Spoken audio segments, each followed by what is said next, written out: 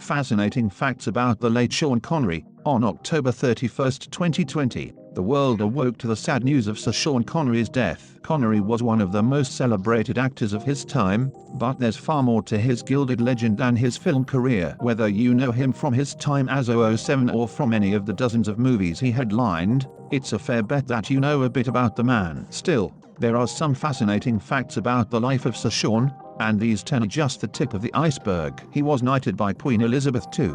Becoming a knight or a dame in the 21st century is significantly different than it was in ages past. Instead of becoming a commander for the king or queen, people are knighted for their contributions to the United Kingdom. In the case of Sir Sean Connery, he was honored by the Queen for his services to film and drama. Connery was knighted in July 2000 at the age of 69. There was talk of knighting him a couple of years earlier, but his support of the Scottish National Party, which became the official opposition to the Scottish Parliament, likely put his knighthood on the back burner. Connery was a supporter of Scottish independence. Despite his unwillingness to back down from that position, he was knighted by the Queen of England. His knighting ceremony commenced with the actor wearing full Highland dress, consisting of a dark green MacLeod tartan. At the event, an incredibly proud Connery described his knighthood as one of the proudest days of my life. It means a great deal for it to happen in Scotland. Though it took a bit of time for Connery to receive the recognition, he remained a proud commander of the Most Excellent Order of the British Empire for the remainder of his life. He served in the Royal Navy of the United Kingdom. When he was only 16 years old, Connery joined the Royal Navy. He served in the armed forces for 3 years, having been discharged for medical reasons related to a duodenal ulcer. The condition was hereditary and affected most of the men in earlier generations of his family. While serving in the Navy, he trained in Portsmouth at the Naval Gunnery School to serve in an anti-aircraft crew. Later in his naval career, he was assigned as an able seaman on the HMS Formidable, an illustrious class aircraft carrier. Connery's naval career saw him take part in a tradition common to all navies around the world. He got some tattoos. While serving, he was inked twice, though, unlike many tattoos, his were not frivolous. His tattoos reflect 2 of his lifelong commitments: his family and Scotland. One tattoo is a tribute to his parents and reads Mum and Dad, and the other is self-explanatory: Scotland forever. After leaving the Royal Navy, he spent some time driving a truck and working various labor jobs. He was a coffin polisher, and he modeled for artists at the Edinburgh College of Art. He was fully retired. Actors tend to retire in some sort of public statement every so often. Still, they eventually come back to the world of acting when an interesting project comes along. Several actors have retired multiple times, but for Sir Sean Connery, when he called it quits, he really meant it. Connery retired from acting in 2006 after working on the live-action adaptation of The League of Extraordinary Gentlemen. The movie was a complete and total failure at the box office, but that's not why he retired. Connery was fed up with the process, and he only signed on to the picture to try and make it better through editing. Unfortunately, he failed in his attempt, and it frustrated him to no end. He was vocally unsupportive of director Stephen Norrington, even going so far as to say that he should be locked up for insanity. He did record some voiceover work in 2013, but that was his only work in the arts since his retirement. He considered coming back to reprise his role as Henry Jones in a new Indiana Jones movie, but he ultimately declined, saying, "If anything could have pulled me out of retirement, it would have been an Indiana Jones film. But in the end, retirement is just too much fun."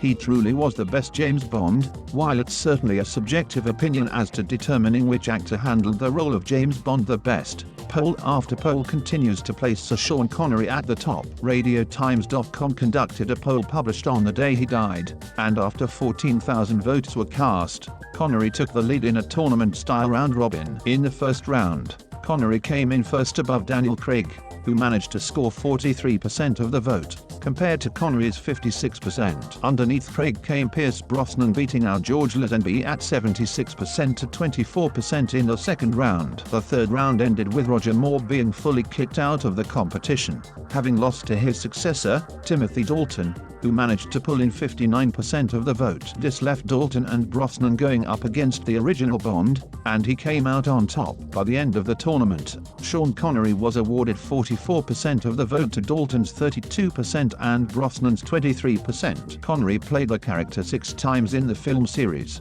beginning with Dr. No in 1962, and ending his run in 1971's Diamonds Are Forever. He did reprise the role in 1983's Never Say Never Again, though that fell outside the film series canon. He fell into acting in a roundabout way. While there are plenty of people who study and prepare to become professional actors early in life, Sir Sean Connery was not one of them. He developed an interest at the age of 21 while supplementing his income. He took a job to help out backstage at the King's Theatre in 1951 and found that he developed an interest in the theatre while helping out during a bodybuilding competition. He learned of open auditions for a production of South Pacific, so he gave it a shot. Connery managed to land the part of one of the CB's chorus boys, and his career was launched. By the time the production made its way to Edinburgh, he had advanced to play the part of Marine Corporal Hamilton Steeves while simultaneously understudying for two of the leads. The following year, South Pacific was back by popular demand, and Connery was working as the featured role, Lieutenant Buzz Adams. His time in the theatre helped solidify his interest in becoming a professional actor,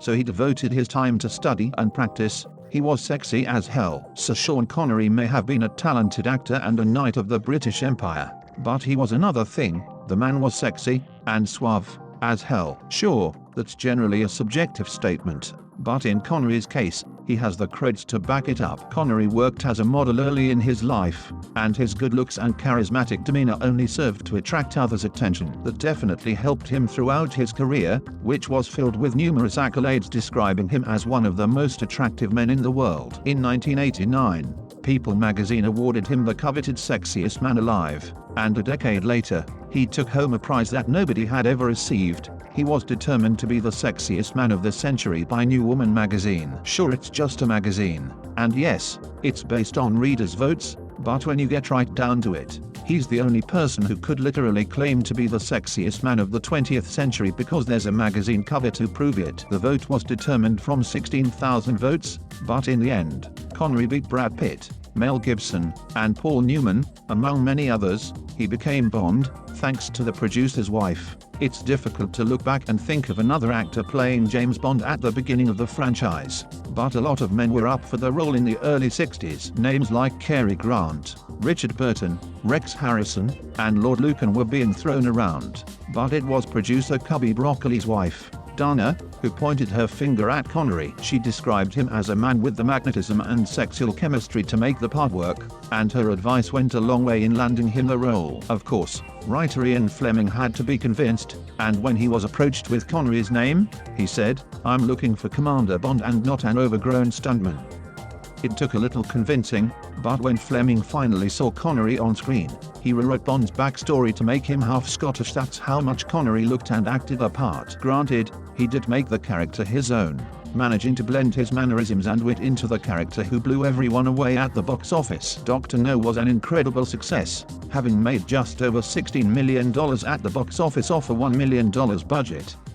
While $16 million may not seem like a lot of money, it amounts to more than $136 million in 2020. Dr. No's success launched a franchise that has since released 25 movies and counting. His career was filled with accolades. While Sir Sean Connery is best known for playing James Bond, it's hardly the only role he had throughout his life. Connery acted in nearly 70 movies, and he appeared in 20 television series and TV movies. He may have retired in 2003, but when he was working hard. His numerous roles earned him a ton of awards during his life, including an Academy Award for Best Supporting Actor, the British Academy Film Award for Best Actor, multiple Golden Globes for Best Supporting Actor, and the Cecil B. DeMille Award. He was awarded the Commander of the Order of Arts and Letters from France in 1987. He received the Kennedy Center Honors in 1999 and his knighthood the following year. In 2006, he was honored by the American Film Institute with a Lifetime Achievement Award. Connery worked across so many genres. He's remembered by people for vastly different roles. Many know him as Bond, but others know him best as Professor Henry Jones. His work in The Untouchables is as well remembered as his time on screen in Highlander and The Hunt for Red October. He never overcame his accent and nobody cared, despite taking elocution lessons as he was getting into the arts. Sir Sean Connery never managed to adjust his rather thick Scottish accent. While this might have been an impediment to other actors, it wasn't for him. and it's the reason James Bond was retooled as being half Scottish. Throughout his career, he played characters who were about as far from being Scottish as anyone could be, but it didn't matter. In Highlander, he played an Egyptian who spent time in Japan before coming to Scotland, where he sounded more like a Scot than the actual Highlander. In The Hunt for Red October, he played a Russian submarine captain, and he didn't alter his accent one bit. Did anyone care that a Russian man who had never been to Scotland somehow sounded like a Scot? Sure, people mentioned it over the years, but it didn't detract from his performance in any way. It says a lot about an actor's skills that he can perform as any character in any setting while keeping his accent the same, and it doesn't detract from the performance or receive criticism. In the end, it was far better to hear Sean Connery sounding like Sean Connery than to hear him attempt an accent poorly. His passing was peaceful, though it wasn't common knowledge leading up to his death. Sir Sean Connery was ailing for an undisclosed period of time before his passing at the age of 90. He passed away in his sleep while at his home in the Bahamas. His son, Jason, released a statement, saying, "We are all working at understanding this huge event as it only happened so recently, even though my dad has been unwell for some time. A sad day for all who knew and loved my dad, and a sad loss for all people around the world who enjoyed the wonderful gift he had as an actor." Connery was among his family at the time of his death. He is remembered for his numerous contributions to the arts. When news of his passing broke, countless statements of love and appreciation flooded the internet. Many coming from noteworthy celebrities, while others came from the fans who appreciated his performances throughout his life. This article was written in honor of Sir Sean Connery, who will be missed by hundreds of millions of people across the world. He gave us James Bond, but he gave so much more, and he will, most certainly, be missed. Ray Kieskat in pace.